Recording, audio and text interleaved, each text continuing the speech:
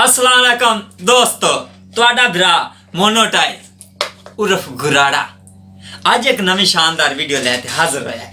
ते इस वीडियो दे अंदर मैं बहुत सारी मेहनत की ते तुसी मेरे भरा ने तुसी लाइक ते सब्सक्राइब सानू क्यों नहीं करते पैने। ये तुहाडा मेरा रोला बंसी बहुत सारा ते तुसी जेड़े ने ना वीडियो वेंदे ने लेकिन सब्सक्राइब क्यों नहीं कर रहे। सानू पहले नंबर ते जेड़े दोस्तां भरावां ने साडा चैनल सब्सक्राइब नहीं किया वो कर लो, क्योंकि हर नवी तो नवी आने वाली वीडियो तुहाडे तक पहुंच सके, क्योंकि असीं वीडियो लोगों के फायदे वास्ते बना रहे हैं। साडा मिशन यही है भी साडे भरावां दोस्तां दा फायदा होंदा रहे। ते इस वीडियो दे अंदर जनाब बहुत ही आला ट्रिक मैं लैके आया ते मैं आपदे दोस्तां भरावां नूं दस्सांगा कि जेड़े मेरे भरा 700 तो 600 दी बैटरी पवाइंदे ने मोटरसाइकिल दे अंदर तो 3-4 महीने या 5 महीने चल जाती, खराब हो जाती। लेकिन असां एक बैटरी तैयार की ये जनाब बैटरी बनावन का तरीकाकार किस तरह बननी, ये लाइफ टाइम चलने वाली तुहाडे नाल पूरी जिंदगी हंडेगी।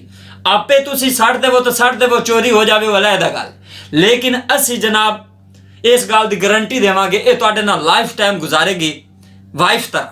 ठीक है, तो बैटरी जनाब असी दसांगे कि किस तरह तैयार होनी है, किस तरह ये जनाबे वाला इहदे विच की कुछ लगना है, ये असीं आपदे भरावां नूं अज सारा कुछ इस वीडियो के अंदर दसांगे।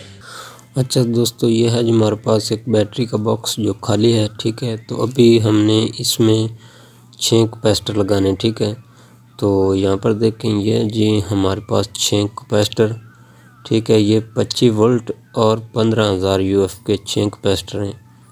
इनको हमने लगाना है इस बैटरी में। ठीक है,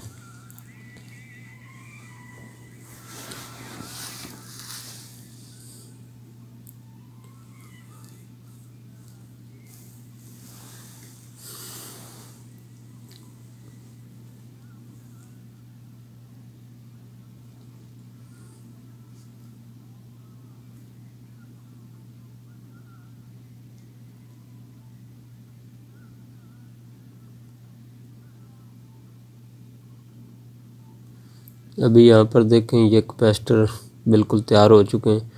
तो अभी मैं इनको फिट कर रहा हूँ और अपनी बाइक में लगाकर इसके वोल्ट भी आपको चेक करवाते हैं जी।